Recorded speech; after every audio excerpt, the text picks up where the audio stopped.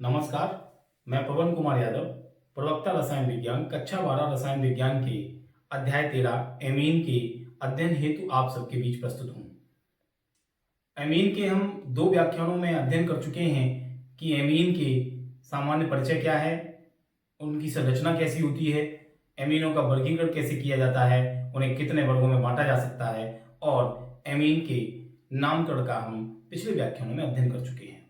उसके बाद हमने एमीन के संबंध में एमीन के विरचन के विधियों को भी जाना कि एमीन कैसे बनाई जाती हैं, एमीन किन विधियों से बनाई जाती हैं। आज के इस व्याख्यान में हम एमीन के भौतिक एवं रासायनिक गुणों का अध्ययन करेंगे। आइए देखते हैं एमीनों के भौतिक गुण क्या हैं।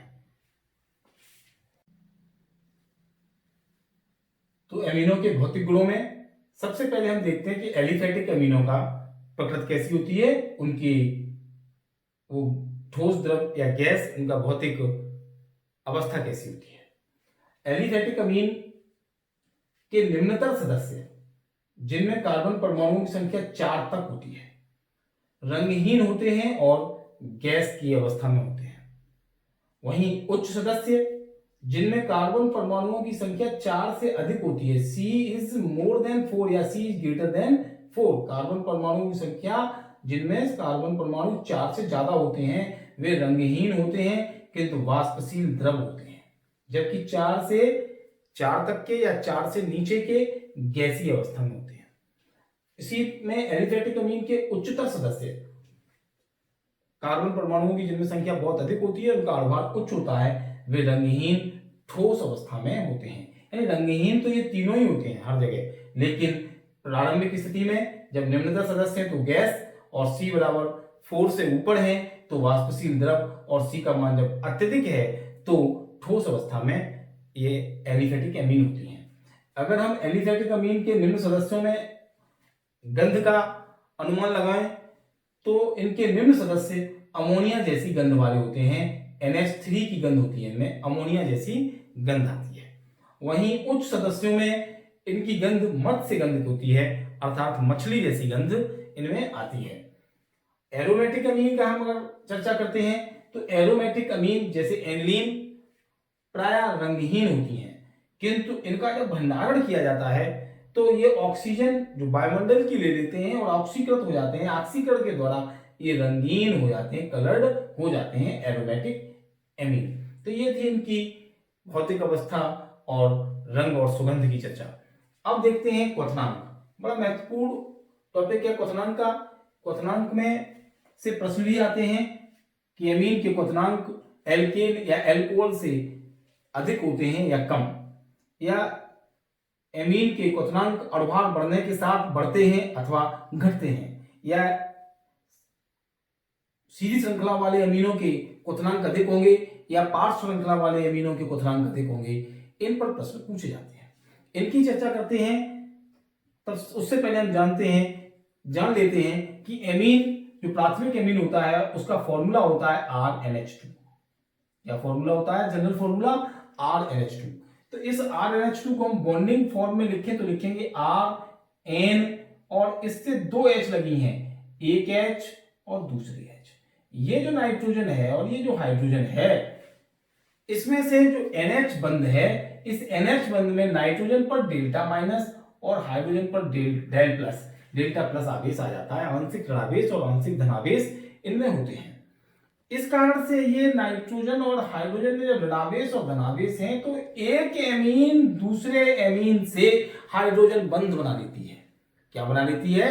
हाइड्रोजन बंध बना लेती है। इस हाइड्रोजन बंध की वजह से एमीन के कई अणु परस्पर संगुणित हो जाते हैं, एसोसिएट हो जाते हैं, उनमें संगुणन हो जाता है। आइए देखते हैं कि हाइड्रोजन बॉन्ड कहां बनते हैं। ये हमारा एक सिंगल एमीन है जिसमें ये रहा, इस गोले को हमने बंद किया, ये मान लो हमारा एक एमीन है RNH2। आप देख लें RNH2, ये जो बनाया था स्ट्रक्चर उसी के टाइप से। इसमें दूसरा एमीन ये रहा, दूसरे गोले में मैंने बंद कर दिया है। इस गोले को आप समझने के लिए समझेंगे। ये रहा RNH2। तो 2 अणु एमीन के हो गए मेरे पास। ये दोनों अणु परस्पर कैसे एसोसिएट होंगे, किन बॉन्ड्स के द्वारा एसोसिएट होंगे, इनको समझ लेना जरूरी है, तभी हम क्वथनांक को समझ सकते हैं कि इस RnH2 की ये वाली हाइड्रोजन पर डेल प्लस और दूसरे वाले एमीन के नाइट्रोजन परमाणु पर डेल माइनस आवेश है। जो नाइट्रोजन परमाणु विद्युत ऋणी होता है, उसकी विद्युत ऋणात्मकता हाइड्रोजन से अधिक होती है। अतः इस हाइड्रोजन और इस नाइट्रोजन के बीच ये डॉटेड डॉटेड जो बॉन्ड है, जिसे हम हाइड्रोजन बॉन्ड कहते हैं, ये हाइड्रोजन बॉन्ड्स बन जाते हैं। इसी प्रकार दूसरे एमीन के अणु से तीसरा अमीन और इसी दूसरे से ये चौथा वाला अमीन एक विशाल संरचना बन जाती है अमीन की, जिस कारण से इनका क्वथनांक संगत एल्केनों से ऊंचा होता है। यानी एल्केनों में हाइड्रोजन बंध नहीं पाया जाता, अतः एल्केनों से एमीनों का क्वथनांक ऊंचा होता है। क्यों? क्योंकि संगुणन के कारण हाइड्रोजन बॉन्ड पाए जाने के कारण। अब हम चर्चा करते हैं कि एमीन और एल्कोहल में से किनका क्वथनांक अधिक होगा और क्यों। एल्कोहल्स में भी हमने एल्कोहल, फिनोल और ईथर चैप्टर में पढ़ा था कि एल्कोहल में भी परस्पर संगुणन होता है और एल्कोहल के OH में हाइड्रोजन बंध पाया जाता है। तो एल्कोहल का जो OH बंध है वो एमीन की अपेक्षा प्रबल होता है, एमीन की अपेक्षा प्रबल होता है, इसलिए एमीन से एल्कोहल का क्वथनांक अधिक होता है और एमीन का क्वथनांक एल्केन से अधिक होता है। तो ये हमारा एक चार्ट बन गया कि एल्केन से एमीन का ज्यादा है और एमीन से एल्कोहल का क्वथनांक अधिक होता है। अब बात करते हैं कि सेकेंड पॉइंट, ये तो हो गया भिन्न भिन्न यौगिकों से तुलना, एल्केन की एमीन से और एमीन की एल्कोहल से तुलना क्वथनांक के बारे में। ये हमारा है CH3NH2, C2H5NH2, C3H7 और C4H9H2। यहाँ एल्किल समूह का जो स्वरूप है वो बदल रहा है, अर्थात ये एल्किल समूह बड़ी होती जा रही है। यहाँ एक कार्बन की थी, यहाँ 2 कार्बन की, यहाँ 3 कार्बन की, यहाँ 4 कार्बन की। जैसे जैसे एल्किल समूह का मान, एल्किल समूह बढ़ता है, बड़ा होता जाता है, तो क्वथनांक भी बढ़ता है। तो हमें क्या सीखना है कि अणुभार बढ़ने के साथ या एल्किल समूह की साइज के बढ़ने के साथ या एल्किल समूह में कार्बन परमाणुओं की संख्या बढ़ने के साथ क्वथनांक बढ़ता है, अर्थात C4H9NH2 का क्वथनांक ज्यादा होगा इन तीनों की अपेक्षा, क्योंकि इसका अणुभार भी अधिक होगा। तो अणुभार बढ़ने पर क्वथनांक बढ़ता है। अब देखते हैं कि पार्श्व श्रृंखला बढ़ने पर क्वथनांक कैसे बदलेगा। जब एक नॉर्मल श्रृंखला का एमीन है CH3 CH2 CH2 NH2, ये नॉर्मल श्रृंखला का है। अब नॉर्मल श्रृंखला की अपेक्षा जब पार्श्व श्रृंखला बन जाती है, यहां पार्श्व श्रृंखला है, साइड चेन लग गई, अणुभार समान है इन सब में, जब पार्श्व श्रृंखला लग गई तो क्वथनांक घट जाता है और इसमें पार्श्व श्रृंखलाओं का मान अधिक है, इसमें अधिक पार्श्व श्रृंखला, क्योंकि CH3 का होल थ्राइस C, इसमें एक कार्बन से इस प्रकार से 3 CH3 लगे हुए हैं। यहाँ एक CH3 2 हो गया और तीसरा ये लगा हुआ है, थ्राइस था, और इसी कार्बन से ये जुड़ा है NH2। ये हमने इसकी संरचना बनाई है। तो यहाँ पार्श्व श्रृंखलाएं कितनी हो गई, 1 और 1 2, ये तो सेंट्रल कार्बन जनक श्रृंखला हो गई। तो पार्श्व श्रृंखला जब ज्यादा बढ़ती गई तो हमारा क्वथनांक घट जाता है। तो हम 3 बातें याद रखेंगे, एक तो हम याद रखेंगे हाइड्रोजन बॉन्ड वाली बात, और दूसरी बात याद रखेंगे अणुभार बढ़ने के साथ क्वथनांक बढ़ता है, और तीसरी बात याद रखेंगे पार्श्व श्रृंखला बढ़ने पर क्वथनांक घटता है। अब देखेंगे एरोमेटिक अमीनों का क्वथनांक। अब देखते हैं एरोमेटिक अमीनों के क्वथनांक। एरोमेटिक अमीनों में भी एलिफेटिक अमीनों के समान हाइड्रोजन बंध पाए जाते हैं। जैसे एनिलीन के कई अणु एक दूसरे से परस्पर हाइड्रोजन बंध के द्वारा जुड़ जाते हैं और एसोसिएट हो जाते हैं और विशाल आकार लेते हैं। एनिलीन का नाइट्रोजन परमाणु जिस पर डेल माइनस आंशिक ऋणावेश होता है, और दूसरे एनिलीन के NH2 समूह के H परमाणु पर डेल प्लस आवेश होता है। अतः इस नाइट्रोजन परमाणु और इस हाइड्रोजन परमाणु के बीच NH बंध, जिसे हम हाइड्रोजन बंध कहते हैं, बन जाते हैं, जिससे एनिलीन भी एक दूसरे से हाइड्रोजन बंधों के द्वारा जुड़ जाते हैं, और इस प्रकार एनिलीन के क्वथनांक भी उच्च होते हैं। और एनिलीन के क्वथनांक मैथिलअमीन और एथिलअमीन से अधिक होते हैं, क्योंकि हम जानते हैं, पिछले टॉपिक पर हमने पढ़ा कि जैसे जैसे अणुभार बढ़ता है वैसे वैसे क्वथनांक भी बढ़ता जाता है। चूंकि CH3NH2 की तुलना में C6H5NH2 का अणुभार अधिक है, अतः CH3NH2 या C2H5NH2 की तुलना में एनिलीन का अणुभार अधिक होता है, अतः एनिलीन का क्वथनांक भी ऊंचा होता है। इस प्रकार एरोमेटिक अमीनों के क्वथनांक हाइड्रोजन बंध पर और उनके अणुभारों पर निर्भर करते हैं। अमीनों के भौतिक गुणों में अब हम अध्ययन करेंगे विलेयता का। एमीन के निम्न सदस्य जैसे मेथिलएमीन और एथिलएमीन गैसीय प्रावस्था में होने के बाद भी जल में विलेय होते हैं। कौन से? CH3NH2 मेथिलएमीन और C2H5NH2 एथिलएमीन, ये जल में विलेय होते हैं जबकि इनकी प्रावस्था गैसीय होती है। इनका 34% जलीय विलयन व्यापारिक रूप से उपलब्ध भी होता है, ये हमें ध्यान रखना है। अब इनके निम्न सदस्य और उनमें भी प्राथमिक एमीन के निम्न सदस्य आखिर जल में विलय क्यों होते हैं, इसे हम इस संरचना के द्वारा समझ सकते हैं। इस संरचना में यह दिखाया गया है कि प्राथमिक एमीन जिनका सामान्य सूत्र होता है CH3NH2 या CH3 क्या है R, तो ये प्राथमिक एमीन है, इसका सामान्य सूत्र होता है RNH2। अर्थात प्राथमिक एमीन में एल्किल समूह के साथ NH2 समूह जुड़ा होता है। NH2 समूह में नाइट्रोजन के साथ 2 हाइड्रोजन अटैच होते हैं। जैसे यहां देखें, ये R है और इसके साथ NH2 लगा है, NH2। दूसरा एमीन प्राथमिक एमीन का समूह यह है, प्राथमिक एमीन यह है RNH2, इसमें ये R है। अब जब इसे जल में घोलते हैं, जब इसे जल के साथ मिलाते हैं तो जल के अणुओं के साथ प्राथमिक एमीन के अणु हाइड्रोजन बंध बना लेते हैं। क्यों? क्योंकि प्राथमिक एमीन की नाइट्रोजन और हाइड्रोजन का जो बॉन्ड होता है NH बॉन्ड, ये ध्रुवीय होता है। कैसा होता है NH बॉन्ड? ये वाला ध्रुवीय होता है। क्यों? क्योंकि नाइट्रोजन के पास डेल माइनस और हाइड्रोजन के ऊपर डेल प्लस, अर्थात आंशिक ऋणावेश और आंशिक धनावेश होते हैं। इसी प्रकार इस वाली नाइट्रोजन पे डेल्टा माइनस और इस वाले हाइड्रोजन पे डेल्टा प्लस। इसी प्रकार इसमें अगर हम देखें तो इस पे डेल्टा माइनस और इस पर डेल्टा प्लस आवेश, इसमें डेल्टा माइनस और डेल्टा प्लस धनावेश होता है।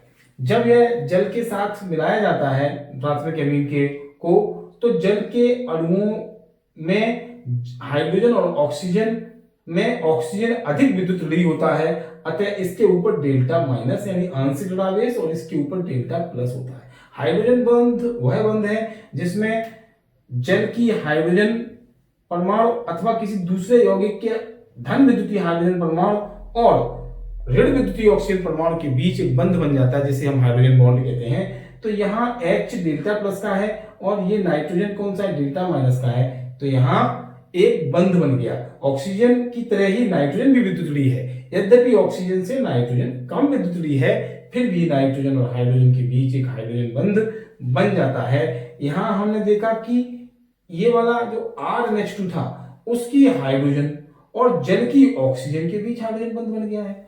एक ये हाइड्रोजन बंध, एक ये हाइड्रोजन बंध। उसी प्रकार जल के दूसरे वाले हाइड्रोजन परमाणु जिस पर डेल्टा प्लस है और यहाँ जल का दूसरा अणु है उसके ऑक्सीजन पर डेल्टा माइनस है, इन दोनों के बीच हाइड्रोजन बंध बन जाता है। इस प्रकार यहाँ एक संगुणन हो जाता है। संगुणन के कारण अर्थात जल के अणुओं के साथ संगुणन हो जाता है, जल के अणु और प्राथमिक एमीन के परस्पर एसोसिएट हो जाते हैं, तो ये प्राथमिक एमीन जल में विलय होती हैं। जैसे जैसे हम जानेंगे कि प्राथमिक एमीनों में भी एल्किल समूह जब बढ़ता है, R का आकार बढ़ता है, जैसे यहाँ देखें आप एक एक कार्बन की संख्या बढ़ा रहे हैं CH2 बढ़ा करके, तो एल्किल समूह के बढ़ जाने के कारण विलयता घटती है। इसका कारण बड़ा सरल है, पहले अध्याय में भी हम अध्ययन कर चुके हैं कि एल्किल समूह जल विरागी होता है, अर्थात वो अध्रुवीय होता है। ये एल्किल समूह जो गोले में बंद किया है, ये कैसा होता है?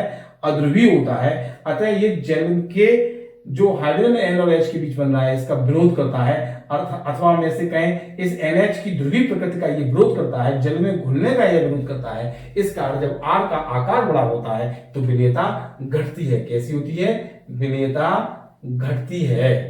कब? जब एल्किल समूह का आकार बढ़ता है। अब हम देखते हैं कि द्वितीयक और तृतीयक एमीन जल में क्यों नहीं विलय। हमने बात अब तक प्राथमिक एमीन की। ऐसा होता है कि द्वितीयक एमीन और तृतीयक एमीन, अगर प्राथमिक एमीन को देखें तो इनका सामान्य सूत्र होता है RNH2 और द्वितीयक एमीन को देखें तो इनका सामान्य सूत्र होता है R2NH, क्योंकि एक H और R से प्रतिस्थापित हो जाती है अमोनिया की और यहाँ पे हो जाता है R3N। हम ये जान रहे हैं, देख रहे हैं कि यहाँ पे 2 हाइड्रोजन परमाणु उपलब्ध थे। यहाँ एक हाइड्रोजन परमाणु उपलब्ध है NH, और यहाँ एक भी हाइड्रोजन परमाणु उपलब्ध नहीं है। अतः यहाँ तो हाइड्रोजन बंध बनने की संभावना है ही नहीं जल के अणुओं से। अतः यहाँ 3 डिग्री एमीन किसी भी परिस्थिति में जल के में विलय नहीं होते, ये जल में नहीं घुलते। हाँ, द्वितीयक अमीन आंशिक रूप से अवश्य घुलते हैं, लेकिन 1 डिग्री एमीन सबसे ज्यादा घुलते हैं। हम कह सकते हैं कि 1 डिग्री एमीन की विलेयता 2 डिग्री एमीन से अधिक और 3 डिग्री एमीन से बहुत अधिक होती है। 3 डिग्री एमीन जल में अविलय होते हैं। तो ये कार्बनिक विलायकों में एमीन विलय होते हैं और जल में कैसे विलय होते हैं हमने अध्ययन किया। अब हम देखेंगे एमीनों के रासायनिक गुण, और जिसमें हम चर्चा करेंगे आज के इस व्याख्यान में एमीनों की क्षारीय प्रकृति का। आइए देखते हैं अमीनों की क्षारीय प्रकृति। आइए अध्ययन करते हैं एमीनों के क्षारीय गुणों का। एमीनों में क्षारीय गुण पाया जाता है जैसा कि अमोनिया में पाया जाता है। तो एमीन चूंकि अमोनिया के व्युत्पन्न होते हैं, इसलिए हम पहले देख लेते हैं कि अमोनिया में क्षारीय गुण क्यों होता है।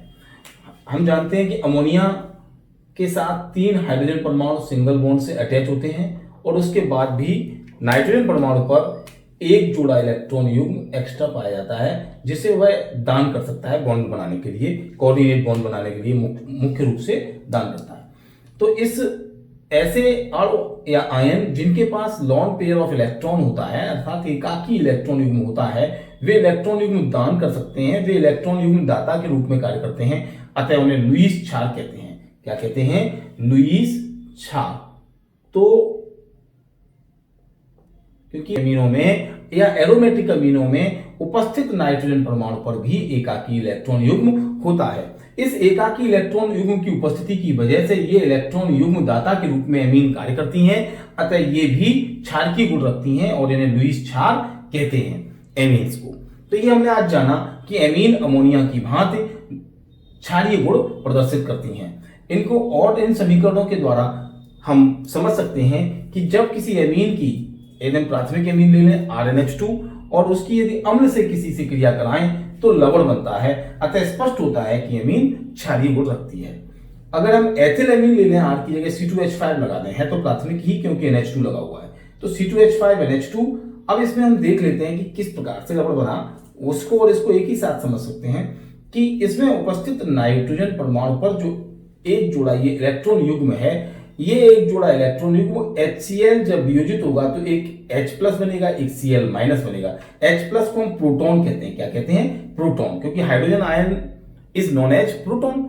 तो उस प्रोटॉन को ये जो लॉन पेयर ऑफ इलेक्ट्रॉन है नाइट्रोजन परमाणु पर, ये प्रोटॉन के पास चला जाता है, तो एमीन प्रोटॉन को दे देती है एक जोड़ा इलेक्ट्रॉन। अतः की भांति व्यवहार करती है और अम्ल से क्रिया करती है, तो अम्ल के प्रोटॉन को एक जोड़ा इलेक्ट्रॉन दे देती है। अतः यह इलेक्ट्रॉन युग्म दाता का कार्य करती है, जिससे N पर धनावेश आ जाता है और Cl वियोजित होने के बाद ऋणावेशित था, तो ये इसी से जुड़ जाता है। और ये हाइड्रोजन परमाणु नाइट्रोजन से जुड़ गया तो NH2 की जगह NH3 हो गया, तो ये एथिलमोनियम क्लोराइड बन जाता है, लवण बन जाता है ये।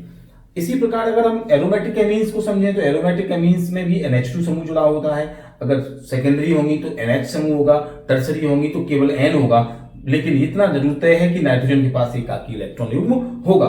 वह इलेक्ट्रॉन युग्म प्रोटॉन के पास जाता है और ये H+ नाइट्रोजन परमाणु पर जुड़ जाता है, तो NH3+ और Cl- एनिलीनियम क्लोराइड लवण बनता है। पर यहाँ यह जानना जरूरी है कि कौन से एमीन प्रबल हैं और कौन से एमीन दुर्बल हैं। एक हमें कंपैरिजन करना है, तुलना करनी है कि कौन से एमीन प्रबल हैं और कौन से एमीन दुर्बल हैं। इसके लिए टेबल हम बनाते हैं, टेबल का अध्ययन करते हैं, जिसमें हमें pKb के मान दिए होते हैं। जिस प्रकार pH होता है वैसे pKb है। Kb का मतलब यहाँ आयनन स्थिरांक है वेश का, वेश से मतलब क्षारों का आयनन स्थिरांक। तो pKb के वैल्यू के आधार पर हम एमीन्स के क्षारीय गुणों का अध्ययन कर सकते हैं।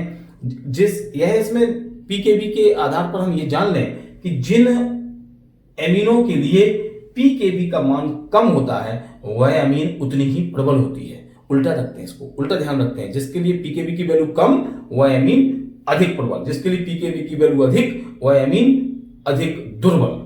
तो देखिए इस टेबल के आधार पर, थोड़ा सीधा सीधा टेबल है, समझ में आ जाएगा कि जिस इन 3 को पहले अध्ययन करते हैं जो ब्लू कलर से लिखी हुई है, जानबूझ के हमने 3 को ब्लू कलर से, फिर 3 को ब्लैक से, 3 को ब्लू से लिखा हुआ है।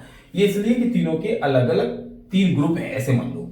तो पहले ग्रुप में हमने मेथिनामीन ली है, इट इज द प्राइमरी मेथिनामीन, ये सेकेंडरी मेथिनामीन और ये टर्सरी मेथिनामीन। हम लोग वर्गीकरण एमीन्स का कर चुके हैं, आप पहचान रहे होंगे, क्योंकि इसमें एन मेथिल मेथिनामीन है और डाई है, तो ये हो गया टर्सरी। यहां हमने देखा कि सेकेंडरी एमीन जो कि बीच में लिखी हुई है 2 डिग्री एमीन जिसको कहते हैं, this is the 2 degree amine, इसके लिए जो पीकेबी की वैल्यू है वो 3.27 है, जो तीनों में कम है। अतः सेकेंडरी एमीन प्राइमरी एमीन के मेथिनामीन के ग्रुप में सबसे ज्यादा प्रबल होती हैं, बिकॉज उनके लिए पीकेबी का मान कम है। अगर हम उसके बाद देखें तो आती है 1 डिग्री एमीन, क्योंकि इसके लिए 3.38, और फिर आती है 3 डिग्री एमीन।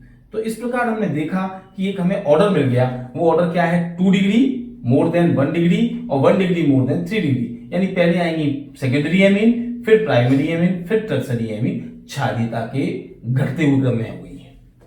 इसी प्रकार अगर हम एथिनामीन में देखें तो हमारा जो क्रम है वो चेंज हो जाता है। कैसा हो जाता है, देखिए यहां सबसे कम है 3 पीकेबी, किनका है, 2 डिग्री का। तो सबसे पहले हमने 2 डिग्री यहां लिखा हुआ, देख लीजिए आप, ये ऑर्डर बनाया जो। उसके बाद 3 डिग्री का वैल्यू है 3.25, ये है 3 डिग्री, कौन सा डिग्री है ये, 3 डिग्री। तो 3 डिग्री की वैल्यू है 3.25, 3.25 को है तो इसलिए हमने इसको पहले का 2 के बाद 3 आया, और फिर 3 के बाद कौन आया, 1 डिग्री। तो ये हमारा जो ऑर्डर है वो 2 3 1 हो गया पहले। तो देखते हैं अमोनिया एवं एलिफेटिक एमीन की क्षारकता की तुलना। अमोनिया का फॉर्मूला, स्ट्रक्चरल फॉर्मूला होता है HNHH, HNHH। तो ये NH3 अमोनिया है जो हमने राउंड किया है रेड कलर से। देखिए अमोनिया के पास कोई एल्किल समूह नहीं है, ये H, ये H, ये H, अतः इसमें प्लस आई प्रभाव नहीं पाया जाता। सबसे पहले हम अमोनिया और एमीन्स पे प्लस आई प्रभाव का अध्ययन कर रहे हैं, और प्लस आई प्रभाव के आधार पर, यानी धनात्मक पीरियडिक प्रभाव के आधार पर हम गैसीय प्रावस्था में अमोनिया और एलिफेटिक एमीन की क्षारकता की तुलना कर रहे हैं। इसमें हमने देखा कि इसके पास कोई एमीन नहीं, कोई एल्किल समूह नहीं है अमोनिया के पास, अतः अमोनिया के जो नाइट्रोजन परमाणु पर एकाकी इलेक्ट्रॉन युग्म है, इसे अमोनिया अपने अनुसार ही इलेक्ट्रॉन युग्म को दान करता है। यहां से हाइड्रोजन, इस हाइड्रोजन या इस हाइड्रोजन से कोई इलेक्ट्रॉन नाइट्रोजन परमाणु को एक्स्ट्रा प्राप्त नहीं होते, अतः अर्थात इनमें I+ आई प्रभाव नहीं पाया जाता। इसके आधार इसी के साथ तुलना करते हैं एमीन की, तो वहां एक एल्किल समूह, अगर हम प्राथमिक एमीन को देखें तो एक एल्किल समूह उपस्थित है। जब एक एल्किल समूह प्राथमिक एमीन में उपस्थित है और प्लस आई प्रभाव एल्किल समूह में पाया जाता है, अर्थात एल्किल समूह अपने इलेक्ट्रॉनों को नाइट्रोजन की ओर मूव कराएगा, जिससे नाइट्रोजन परमाणु पर एकाकी जो इलेक्ट्रॉन युग्म पाया जाता है, उस नाइट्रोजन परमाणु पर इलेक्ट्रॉनों का घनत्व बढ़ जाएगा।